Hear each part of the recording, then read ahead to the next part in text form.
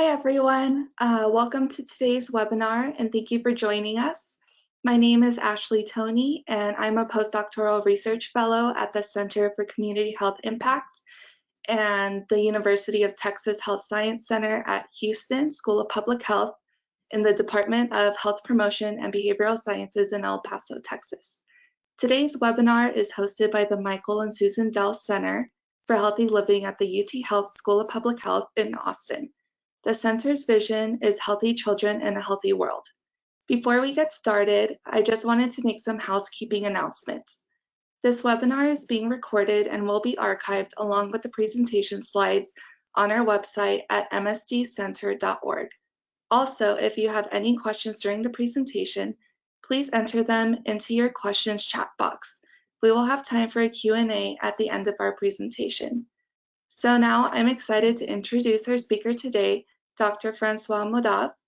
Dr. Francois Modave is a professor in the Department of Biostatistics and Data Science at the University of Texas Health Science Center at Houston, El Paso Regional Campus in the School of Public Health, and also an adjunct professor in the School of Biomedical Informatics. He is also a member of the Center for Community Health Impact. Dr. Modave was trained as a mathematician computer scientist with expertise in artificial intelligence and decision theory before transitioning to biomedical informatics. He joins UT Health from the University of Florida College of Medicine. Dr. Modave's area of expertise is in biomedical informatics and artificial intelligence and mobile health for the management of chronic conditions. He has been funded by the National Science Foundation, the National Cancer Institute, the National Center for Advancing Translational Sciences, and the Agency for Healthcare Research and Quality.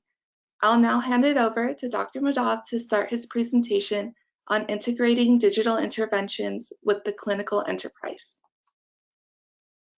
Right. Thank you, Ashley, for the introduction. Thanks everyone for being here today. So I'm going to talk today about integrating digital interventions with the clinical enterprise. And one thing before I start, I would like to clarify what I mean by integrating. I know that there are a lot of discussions about how you do that from a technical standpoint, but the purpose of the talk is really to discuss how you integrate, how you develop and integrate digital interventions with the clinical enterprise, but both from a technical level as much as a human level or a legal level. And I'm going to talk about these things and through a variety of projects that I've had in recent years, and we'll discuss some of the lessons learned and hopefully make it maybe a little bit easier for some of you who have an interest in doing this type of work, making it easier to integrate with a clinical enterprise. And so I'm going to start now. And just to add to what Dr. Tony said about who I am, my areas of interest are really artificial intelligence and mHealth, and therefore I'm particularly interested in all the work that focuses on combining mobile health with artificial intelligence in order to kind of broaden the bandwidth that a lot of clinical folks have with the management of chronic conditions for their patients. So that's the general theme of my research. So a brief overview of the talk. I'm going to talk about digital health, what it is and where it fits within the field of biomedical informatics. I'm going to give a couple of examples that are relevant to the discussion today. I'll briefly discuss quality and effectiveness of some area of digital health, so specifically mHealth, mobile health. I'll discuss the clinical enterprise and what I mean by the clinical enterprise in the context of this talk. So it goes a little bit beyond just the essentially EHR systems, but really considers other informatics systems and personal systems and how they interplay together. And then I'll discuss through a couple of case studies that I've worked on in the past. I'll discuss the other steps that are necessary for successful integration in the clinical enterprise. So first, biomedical informatics. So The field of biomedical informatics from the main organization that welcomes members in the field. So EMEA, so biomedical informatics is the field devoted to improving biomedical research, human healthcare, health outcomes through the optimal use of information with the aid of informatics and data-centric sciences. So biomedical informatics, first of all, is not bioinformatics. Bioinformatics is really focused on essentially analysis of biological sequences and their relationship with say diseases, physical traits, and things like this. Biomedical informatics is broader than this and considers also a wide variety of data sets, including diagnosis, CPT codes, and the likes. And how do we use information in an optimal way to improve, generally speaking, to improve health? And so there are multiple steps to our work. The first one is to collect data, to store data, to explore data, to analyze, to learn, and to act. And generally speaking, we do a pretty good job with the first four, especially with modern informatics systems that allow us to collect vast amounts of data and store vast amounts of data. And also we have sufficient computational power to analyze those data sets, but we're a little bit lagging in terms of learning and acting. And there's a whole push in the field of biomedical informatics now to develop what is referred to as learning health systems, where essentially we have a kind of continuous cycle in the clinical enterprise where we collect data and we act on the other data. So the idea is really to go from data to information, which is essentially contextualized data, to go from information to knowledge, and eventually to go from knowledge to wisdom. And in a clinical sense, it's really understood as actionable knowledge that can be used at the point of care or through various medium when communicating with patients. Digital health is a sub-area, a subfield of biomedical informatics, and it's defined as the use of electronic and informatic systems to improve care and more generally to improve health. So it's a little bit more of a narrow view of biomedical informatics. And in the context of this talk, I'm just going to specify which informatics system we're talking about. We're discussing hardware, so essentially the networks, the computers we're working on. We're talking about the software, and then we're talking about data and information. So these are parts of the informatics system that we're considering in the framework of, in the field of digital health. Two very relevant examples in this talk, and they are quite different, and I'll explain that in a minute. Telehealth, the first one, is the use of electronic information and telecommunication technologies to support remote clinical healthcare, patient and professional health-related education, health administration, and public health. And I'm just giving the definition because it is technically a part of digital health, but I'm not going to talk about it much more in this presentation, just because telehealth to some degree is very well integrated with the clinical enterprise. There are issues, for instance, related to how billing is done with telehealth, but over the last couple of years with the COVID-19 pandemic, there has been a fairly strong push to kind of include telehealth in the clinical enterprise a little bit more tightly. What I'm going to talk about mostly in this presentation is mobile health, referred to as mHealth, and it's the use of mobile technologies rather than all informatic systems to improve care and health. So we mean smartphones, tablets, Bluetooth, glucose meters, for instance, and any type of devices that collects, for instance, health-related data that can push that health-related data into a smartphone and subsequently, hopefully, that's what we're trying to achieve, push the data back into, for instance, electronic health record systems or other informatic systems that are used in the clinical enterprise.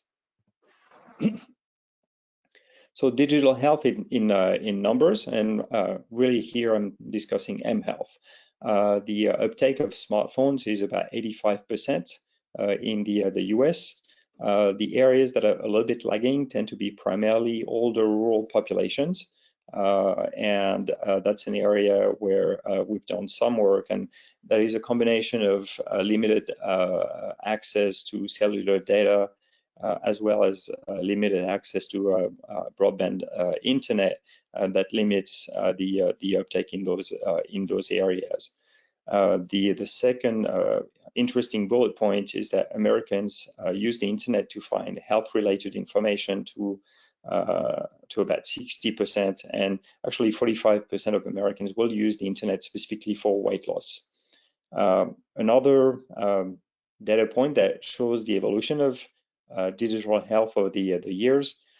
Back in 2008 or 2007, forgot exactly the year, when the Apple Store was first implemented, there were about 500 apps total.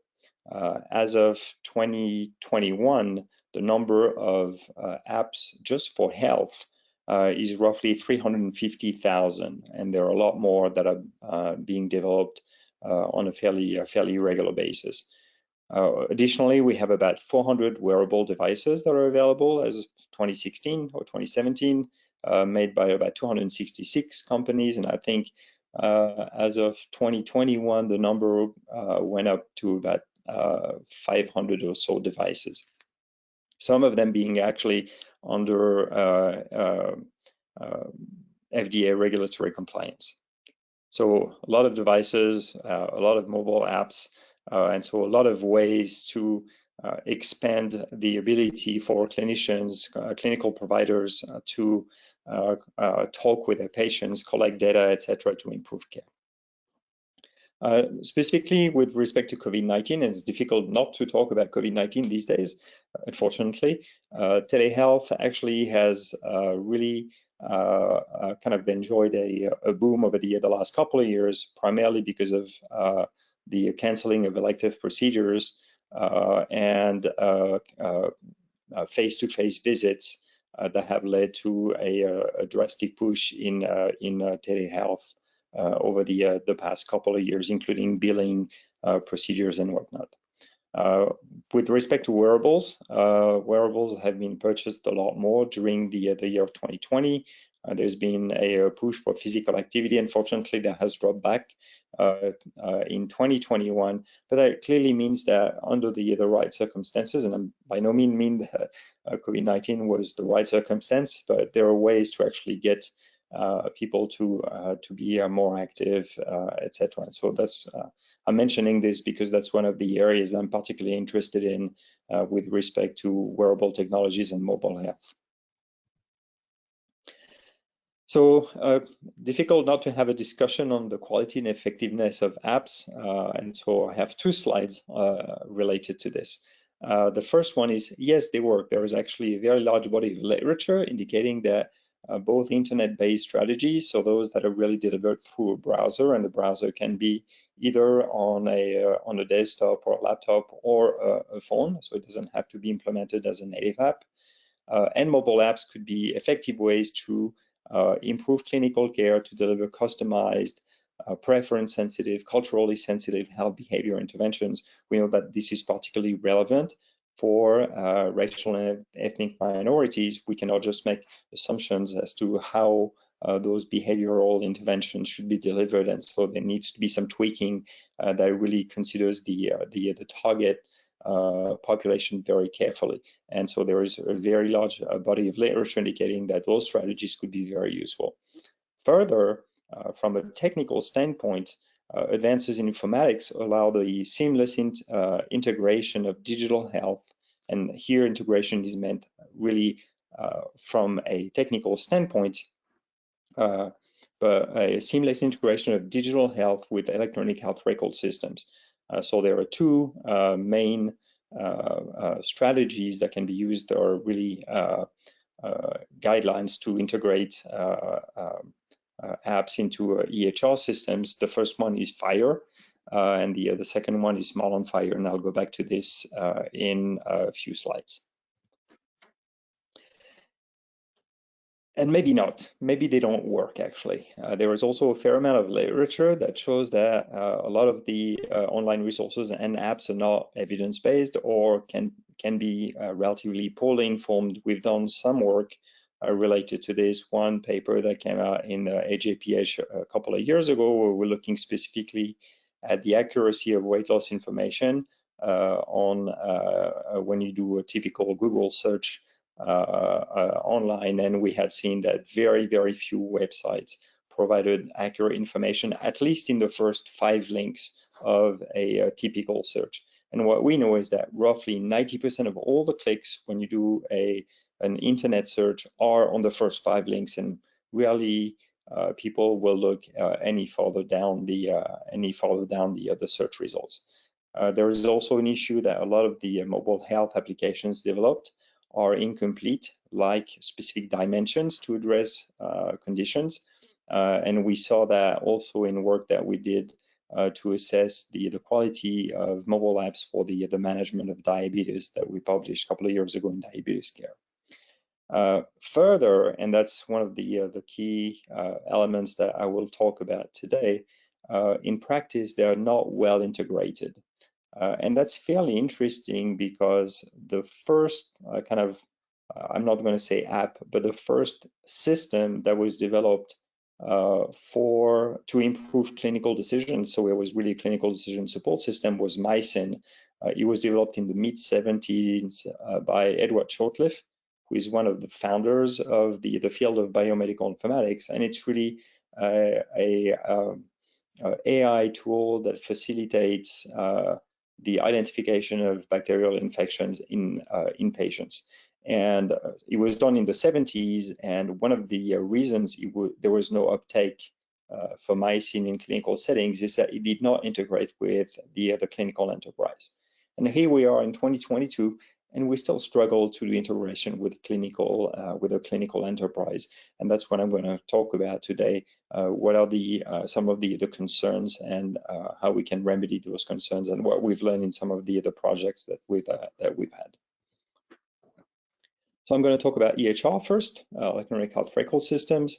So the EHR is a clinical information system that supports the daily work of healthcare providers who interact directly with the patient to improve their health. And so there are different types of EHR, subtypes of EHR.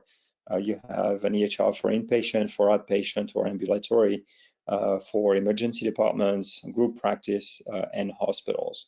And I cannot see who is in the audience, but there are key players in EHR systems, obviously Epic and Cerner.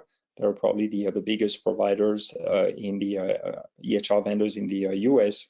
They both run on something called Citrix, which is a cloud system that allows, for instance, when you want to update your EHR system across a variety of clinics, you can do that through a Citrix platform, and so everything can be updated at once within one clinic rather than having to update every single computer, which would be incredibly tedious. And then the second approach for a lot of the EHR platforms would be a web-based approach, and that's the case, for instance, with the Veterans Affairs EHR, Vista, at least until they managed to switch to Cerner, which has proven a lot more complicated than anticipated, which runs on a intranet web application. So it's a slightly different approach from the one used by Epic and Cerner. And just as a heads up, most of the work that I'm discussing in the couple of slides following this is done on the Epic EHR rather than the other ones. So EHR, why do we want to integrate things with the electronic health record systems, and more broadly with a clinical enterprise? Well, there are multiple reasons. EHR have some benefits. First, things do not get lost. So things are stored in a computer, and short of having memory issues or having an attack, a ransomware attack, and things like that, you don't lose the information. The second thing is legibility is very much improved. I guess that's the part where I make a joke about the handwriting skills of many clinicians. And to some degree, the information available in the EHR system is searchable. And I say to some degree because for those who have not used an EHR in the audience, the search quality in an EHR system is nowhere near what you'd see, for instance, when you do a search on the internet with your favorite search engine. Some negatives, though, of EHR is that first, they are very expensive, especially the larger vendors like Epic and Cerner. They are not particularly easy to deploy. They require fairly extensive IT support and infrastructure. And also, and more concerning, there is relatively weak evidence that they actually improve care. There is an outstanding systematic review that was done in 2016 by Brenner and Co. And published in JAMIA that shows that the kind of the evidence that they help is relatively poor at this stage. And additionally, EHRs typically do not play well with others in the sense that interoperability between EHR is not guaranteed. And that by that, I mean that the data can easily be transitioned from one EHR to another and interpreted in the same way. I'll go back to that in a minute. And the integration with other tools is not straightforward. And that has a lot to do with the business model of EHR vendors. And I'm not going to go into this, but they are very proprietary, they're very closed, and they typically do not allow a lot of interaction with other software vendors, as is customarily done with a lot of software tools that are available. But one of the consequences of this, of that lack of interoperability and integration, is that it leads to data gaps and it leads to discontinuity of care. And so we're going to talk about some of these issues. So finally, more broadly speaking, the clinical enterprise goes a little bit beyond just the EHR. There are also research databases that are different. Typically, it's data that are extracted from EHR. Sometimes that are either anonymized or de-identified, sorry, or maybe a little bit more, a little bit less obfuscated, so limited data sets and those types of data. And then laboratory results, pharmacy, radiology, and a whole bunch of other platforms that contribute data to the clinical enterprise. And even more broadly than this, the clinical enterprise also includes personnel, patients, and patients advocates.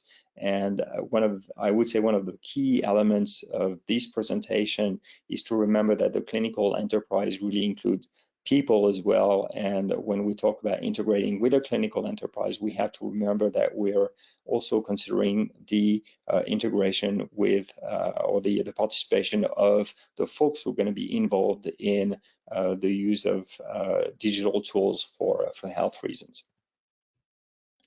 I'm going to talk briefly about data types, and I think that's a really important slide from an excellent paper by Weber in JAMA 2014. There are two main types of data that you see in the clinical enterprise. There is structured data, so essentially things like diagnosis, procedures, medications, ECG data, and those types of things. And then you have unstructured data, and in unstructured data, you get a lot of things like, so the most important part of unstructured data are clinical narratives, typically represent about 80% of all the information that is stored in the EHR. And so there is a lot of work done lately to be able to extract the information from clinical narratives, but also things like blogs, tweets, Facebook posting. There are a lot of work done to extract information from what patients who are also users of things like social media discuss online, etc. And we've done a fair amount of work, for instance, looking at Twitter data to understand how specific patients feel about specific circumstances. And so there is some really interesting work done in that area. So now I'm going to talk about the integration per se. And so there are three main elements of integration. The first one is personal. Who are the users and what are they going to do with the tools being developed? The second part is technical, so it's really hardware, software, data components. And finally, there's the legal part. And had I given that presentation before, say, about 2016, I would have probably not put the legal part, but through a couple of projects that we've had, ended up realizing that there is a strong need to involve, whenever you talk about clinical integration, there will be some discussions with legal, and I will talk about this in a couple of slides for one of the projects, a couple of projects we worked on. So most of the discussion is really going to be on the personal and technical, but I'll go back once again. I'll go back to the legal aspects as well. So I'm going to talk about user-centered design and development for the personal part, and a lot of the work we've done with patients and providers involved a fair amount of focus groups. And with providers, in-depth, semi-structured and structured interviews, because we know oftentimes with providers, focus groups are not always ideal. It's difficult to get everyone in the same room. There are some hierarchical concerns that may come into play that make the focus group a little bit more fuzzy to get data from. And then I'll talk about the technical components of the integration in a couple of slides. So what is user-centered design? User-centered design is an iterative process where designers and users work together in phases to ensure that what is designed meets the needs of the user. And that seems a little bit obvious, but for the longest time, in software development, this was not something that was considered. It was done in phases. It was done in kind of a very essentially, there would be a couple of early meetings with the potential users of whatever tool you're developing, and make sure that we understand what the requirements are, and then things would be implemented, and you would not see anything before 6 months, give or take. And that oftentimes led to issues because 6 months down the road, you've already done a lot of work, and changing anything that has been done is problematic. And so instead of having that kind of waterfall life cycle approach where you do the user elicitation phase early on and then you just build everything and you show the end product to the user at the end, you work things in an iterative fashion where you regularly meet with the users and you build piece by piece by piece in your system. And there are multiple ways to do this. But at each step, it ensures that what is being developed is what the other user would like to have. So this is done through very short phases, typically 1 to 2 weeks. In the Agile framework, they're referred to as sprints. And that's what we've done in the projects that we worked on, just to ensure that things are developed according to the user's need, which is really critical in the clinical enterprise if you want any type of uptake. So the first thing I'm going to talk about is DiaFit. It's an app, a mobile app that we developed, initially developed for Apple, although we have a slightly less completed Android version, but it's a mobile app for the management of diabetes and obesity for patients and providers. And so when we started discussing with the possible stakeholders, we discussed with so one of my longtime collaborators, Eric Rosenberg, who's chief of internal medicine at the University of Florida, and we had endocrinologists, nurse scientists, registered dietitians, software engineers, etc., as well as patients and community advocates. And we realized that obviously the needs were quite different, but the provider wanted to have an app view of what the patient had. And we have both internal medicine and endocrinologists because the needs for both were slightly different, and endocrinologists wanted to have more information related, for instance, to micronutrients versus just the macros, etc. So the other thing we wanted to do is that we wanted to integrate all the components of diabetes management. We also wanted to automate some messaging based on user data. So the idea of the app was really to kind of allow all the things that can be automated. So for instance, when a patient is doing well and you want to automate things like, hey, you're doing well, there are ways to capture the data directly from the app and have the system itself send a message to the patient to say, you're doing very well, your glucose values are lower, your HbA1c, assuming that it's been captured in the EHR and sent to the app, are getting lower, etc. And so those things can easily be automated. The other thing is that the tool was developed open source because we wanted everyone to be able to have access to it and modify it if need be, and integrates with Epic. And I'll go back to this because it was actually fairly complicated. So a couple of screenshots. We capture a whole bunch of information. We capture nutrition data, we capture physical activity data, but we also wanted to capture patient-reported outcomes. So we used one that's specific to diabetes. It's a 10-item questionnaire for diabetes management. And so, as I said, we did in-depth interviews and semi-structured interviews with physicians to better understand what they wanted to see on the provider view, and with patients and citizen scientists as part of the CTSI at UF. We did some focus groups to really understand the tools that they wanted to have, how readable things were, was the language appropriate, was the interface appropriate, was it simple enough, etc. And we also had some brainstorming sessions with everyone together, which was very interesting to see. And maybe I'm biased because that was it was a fantastic team to work with. Everyone got along very well, but we had really great brainstorming sessions. And ultimately, we actually co-authored a paper with the providers, as well as the citizen scientists who are acting not as participants in a study, but as part of the team itself.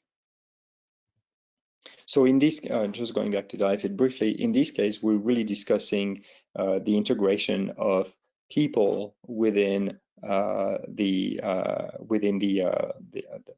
digital intervention. So we're really discussing how do you get folks to be involved in the use of digital tools, and so we did that through the citizen scientist program of the CTSI, and so that proved really interesting and really useful to guarantee some uptake. So the second case study is Alex, and Alex is essentially we're using virtual human technologies to increase screening for colorectal cancer, and that is done specifically for low to medium risk patients. So the idea was that we have from the EHR we can see which patients are up to date with screening guidelines. We can see those who are considered at low to medium risk, and for those patients, in order to reduce the burden on the clinical side, we can use virtual human technologies to discuss colorectal cancer screening using fecal immunochemical tests, and that can be done very seamlessly through the EHR. Initially, our idea was to use FHIR, and I'm going to go back to FHIR in a couple of slides, but we ended up bumping in our first legal discussions, and because of the time frame of the grant, we decided to kind of switch the approach, and instead of fully integrating Alex in the clinical enterprise, we worked with the Epic team to disseminate Alex through MyChart. So MyChart has a way to disseminate things like surveys and whatnot, and so we created specific links with the Alex virtual human that was disseminated then to each patient that was not up to date with the screening guidelines for colorectal cancer. And we work specifically with racial and ethnic minorities because the screening tends to be a little bit subpar, and so what we did is we used the flexibility of virtual humans because there is some pretty good preliminary data that suggests that racial and ethnic minorities might be more comfortable discussing screening with a provider that they can relate to. And so what we did is we used user-centered design to create that virtual human. So we did essentially a bunch of focus groups with some of the future participants who helped us create a virtual doctor that would feel comfortable working with. And so this was funded by the NCI with my colleague, Dr. Krieger, Janice Krieger, who is in the College of Journalism and Communication, but who is a health communication expert. So the stakeholders that we had in the team, it was a fairly large team because it involves a lot of components. We had health communication experts, computer scientists, biomedical informatics. We had the research enterprise team at University of Florida. And as I said, the HR integration was not fully possible through FHIR, and so we worked through MyChart. And as a brief discussion, we did a 3-arm randomized control trial with Black and white adults aged 50 to 73. The guidelines had changed to 45 later in the grant, so we started also recruiting 45 to 49, and we decided to stop at 73 because of some of the participants being enrolled in the study for 2 years, and so we wanted to make sure that they were still part of the screening guidelines, which is now from 45 to 75. And so we compared animated virtual human, a static virtual human, and then we had a control, which was attention control, which is essentially information in the form of text. And the primary outcome was intention to discuss colorectal cancer with a screening with provider.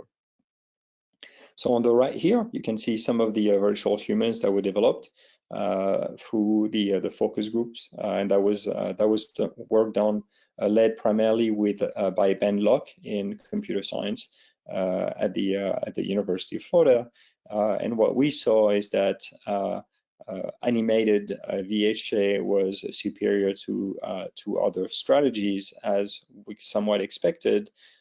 Interestingly, though, there was not a lot of signal in terms of race concordance for the virtual doctor with a patient. So we're going back to the drawing board in that regard, but it still provided really interesting results, and there is a very good signal in terms of intention to discuss colorectal cancer screening with a provider, which was really the main focus of the study.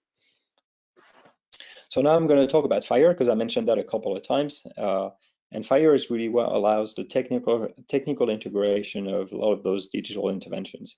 What is it? It stands for Fast Health Interoperability Resources, and it's essentially a set of specifications to allow interoperability. And interoperability, as I mentioned early in the talk, is defined as the ability to exchange information and to use it effectively. And that second part is really important because it assumes that there is some semantics attached to the data. You cannot just transfer the data without attaching semantics to it, because then two different systems, computing systems, are very literal. And so if you don't attach a semantics to interpret your data, you have no guarantee that if you say, for instance, an HbA1c value for one informatics system, you have no guarantee it'll be interpreted the same way by another informatics system. So it's really critical to both define standards, but also semantics. And semantics is usually expressed with what we call ontologies that ensures that things are going to be interpreted the same way.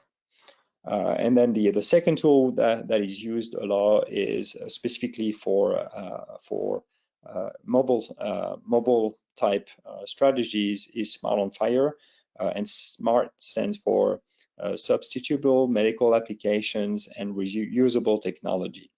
And essentially, it's a universal API, so an application program interface. And an API, you can imagine it as a very simple piece of software that can connect two different software together.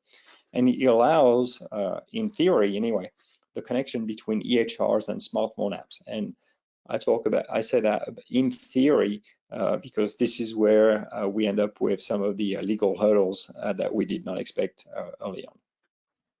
So how is FHIR structured? It looks something like this. So this is a JSON file. So JSON is a specific type of representing information in a computing system, and it's a FHIR example of a heart rate observation that you would see in vital signs. And the advantage is that this specific structure can be sent to different systems and be interpreted exactly the same way, at least for specifically for heart rate. So the last project that I want to talk about is our project EasyPro, which was a project designed to seamlessly integrate patient-reported outcomes into the EHR. And so in this project, we wanted to integrate with Epic, Cerner, OpenEMR, and other types of EHR systems. And it was a large UO1 grant that was funded by NCATS, led by Northwestern, Justin Starrett, Northwestern, involved also University of Chicago, University of Illinois Chicago, UAB at Birmingham, University of Kentucky, University of Florida, University of Utah, Harvard Catalyst, and USC CTSI. And then UTH was added a little bit later in the project. And I was the site PI at UF. And on the clinical side, we integrated PROMIS specifically with two clinics or two departments, hematology, oncology, and endocrinology. And so the Epic team and the legal team at UF were obviously also involved. So what we did, we developed a patient-reported outcome planning guide. And so this was done really with the collaborations with the clinic. So it's really an integration with personnel once again. So we developed empirical knowledge and guidance to implement PROs in clinics. We also implemented a decision log that facilitates decision tracking and why you decide specific PROs and how they are disseminated. It can be through MyChart. In the case of Epic, it's the easiest approach, how often they are disseminated and how they are interpreted. Sorry about this, I'm not sure if you can see. And then the implementation plan template to facilitate, once again, the implementation of PROs into the EHR. On the technical side, there was a lot of information available through the various open source communities. And so we ended up being able to integrate relatively seamlessly with FHIR and SMART once we passed the legal issues. And so the legal issues took us roughly 18 months to solve. One of the issues with Smart on FHIR to kind of integrate mobile health applications with the EHR is that at the time we did it, and I think it has changed slightly now, but at the time we did it, it essentially opened the EHR entirely. And that was very concerning to the legal team. And so we bumped into a whole bunch of hurdles. On the technical side, we knew how to integrate, but we had legal barriers that we were not, we really didn't think we're going to bump into any of these issues because we did not understand the ramifications early on of using FHIR and using Smart on FHIR. And so that proved to be a real challenge. And I would say that the hardest thing to do in that PROMIS project was really to overcome the legal issues. And I guess I've learned more about legal issues related to HIPAA and whatnot than I ever wanted to know, but I guess that's maybe a good thing. So lessons learned through those projects. And so this is adapted from a paper that we published a couple of years ago as part of the PROMIS project. It was adapted because it's a combination of some of the lessons learned in that specific project as well as some of the lessons learned in the other couple of projects that I discussed. The first one is that the planning is really an iterative process, and that following an agile approach for any of those integration, both in terms of development of the digital intervention and the integration with a clinical enterprise, you have to see this as an iterative process, and really understand that you're going to have short cycles that are going to have to be repeated over and over again, and that really facilitates both the development and the integration. The second thing is to really find a clinical champion. We're fortunate to have very strong supporters on the clinical side, but if you don't have strong supporters on the clinical side, you're going to bump into a whole bunch of issues, because you're going to have questions related to how is that going to affect my workflow? How is that going to decrease the burden for my faculty or my clinical colleagues, etc. So it's really important to clearly identify early on a clinical champion who will be able to talk about your project and why it's important to the clinic. You also want to clearly identify the needs and intended use for stakeholders, and this is what we've done through that UCD approach that I described. And expect barriers and embrace the problem solving. I would argue that for that fourth bullet point, at times I was not really embracing the problem solving, because the legal concerns were seemed at some stage difficult to address, but it ended up really being a discussion about explaining what the technical tools are and how they open up the EHR. And so we end up being a lot of communication about what the risks are and how we are minimizing those risks. But you have to present this to folks who really don't have any, who don't necessarily have that technical expertise. So that proved a little bit longer than we expected, but eventually we managed to do it. You also want to be cognizant of clinical workflows. For all those projects, we've had multiple discussions with, so as I said, with DiaFit, we talked a lot with Eric Rosenberg. We had the chair of family medicine and also Eric Rosenberg in the Alex project. And with the UO1, we had a couple of clinical champions in HemOnc and endocrinology. You also want to allow sufficient time for planning and decision making, and add more time to this because it's going to take longer. And I would say basically every single project that I presented ended up taking easily 20-25% more time than we initially expected. And the last thing, and I kind of learned that only in the third project, is to continuously engage institutional leaders.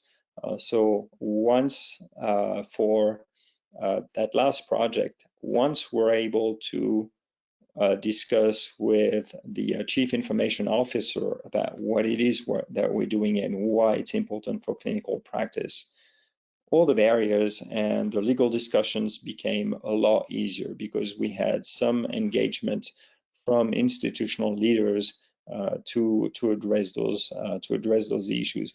And so the bottom line is that the integration cannot be reduced to just a technical integration of whatever tools you're developing, because the technical tools already exist to do all that type of integration. So it's all those other pieces that are around related to which clinics you're going to work with, how is that going to affect the clinical workflow, how do you guarantee HIPAA, how you can communicate those pieces of information so that everyone feels comfortable that it's really going to help them in a clinic, and it's not yet another system that you're installing that's going to be a headache for everyone, and it's going to take more time than to learn and whatnot.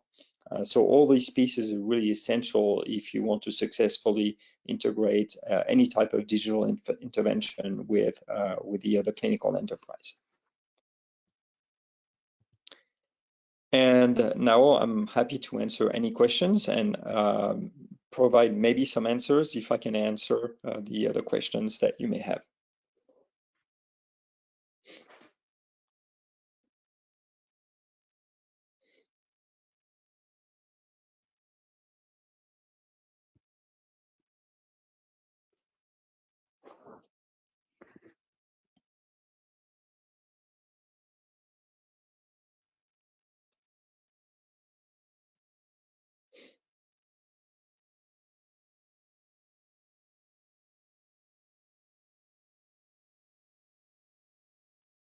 Thank you, Francois, for that great webinar. My name is Leah Wiggum. I'm the director of the Center for Community Health Impact at UT Health El Paso campus. And I really appreciated your webinar. I'll just remind everyone to please put your questions in the chat box. And we have Amelia helping us out with the Q&A today. I will start reading off some of those questions in just a moment. I did want to highlight that today's webinar is part of our new Digital Physical Activity and Diet Collaborative, which is a partnership between UT Health and MD Anderson, funded through a population health initiative that our two universities have. And so this collaborative is designed to help facilitate digital tools that can be used in research and develop and testing of these digital tools using a team science approach. And so this series of webinars that we had an initial orientation webinar, and Amelia will put the link to both the DPAD website and the first webinar that we hosted as part of the DPAD collaborative into the chat box if anyone wants to refer to those. And we appreciate Dr. Modav launching us into this webinar series today. So that's what we're all here to talk about. I'm going to now read off some of the questions. Let me see. Can you explain in more detail why EHRs may not significantly improve care?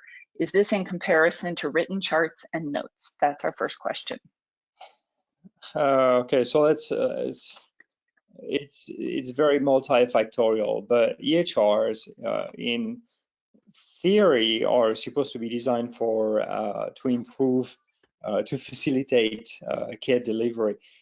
In practice, they're really designed for billing, and I might sound very cynical, and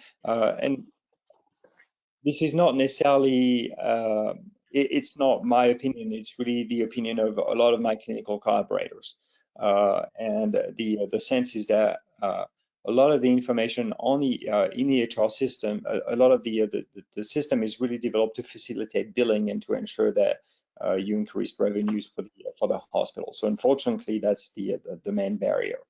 But another issue is that I talked about user-centered design. EHRs were not developed with the user-centered design in mind. They were not developed with any type of facilitating the user interface. If you've ever taken a course on human-computer interaction and you see an electronic health record system, you would be appalled and probably fail the class if this was going to be a project.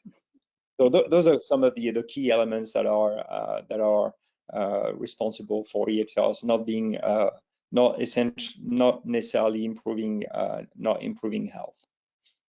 Okay, those are great points. Thank you. The systematic review is definitely the best thing to look at if you want to have a really broad view of why it's not addressing care, improving care. So. Okay. Thanks for that reference to that article. The next question, is DiaFit already available? If not, when will it become available? So it's not on the Apple platform because you cannot have. So that would, if you want to have it through GitHub, you can. So if someone has an interest, they can send me an email and they can download the app. So it's not, the download is not like downloading an app on the Apple Store or the Android Store. It requires some programming expertise, but if you have that programming expertise, you can download the app and modify it to make it do whatever you want it to do. Okay, all right. We have another question here, and I know the answer to this, but I'm going to read it off to you and let you take it. Is there research on the health effects of wearable gadgets to monitor health? The answer is yes, it's a huge area of research. Research on health effects of wearable gadgets to monitor health. Huh. I have not looked at this at all. I don't know. I guess the There question. is a lot of research out there. I think summarizing it in the few minutes we have left is probably not possible. But sorry, what were you going to say, Francois? Are you thinking, is that in terms of improvements, or are you thinking about it more in terms of, I'm a little bit confused by the question. I'm not sure if it's a question about can you be addicted by all those gadgets or to those gadgets, or is that improving health in general? Yeah, it says the health effects, so I assume like the efficacy of monitoring health through wearable devices. I know in the physical activity area, you know, for the purpose of encouraging people to be more physically active, wearing devices can certainly be a facilitator to that, as an example. Yeah, and that's what we see for a lot of chronic conditions. But you still have an issue of attrition after some time, similar to what you see with more traditional interventions. This is something that's still needs to be addressed. Yeah, I think the lesson that I've learned working some in this field is we still have to keep in mind the behavioral science behind all of this. Having the gadgets is not necessarily the magic answer to this kind of health intervention. We still have to keep in mind that we need to use the best behavioral science to drive changes in behavior related to either modifying behavior for healthier lifestyles, or being more compliant with treatment protocols and so forth. That these devices and gadgets can be used in a lot of different ways. Yeah. We have time for one more question, and it's more of a statement. Can you please elaborate on be cognizant of clinical workflows? Oh, so a very good question. With Alex, for instance, we were trying, so we're really impacting, this is how we're delivering the recommendation for colorectal cancer screening for a patient. And we want to make sure that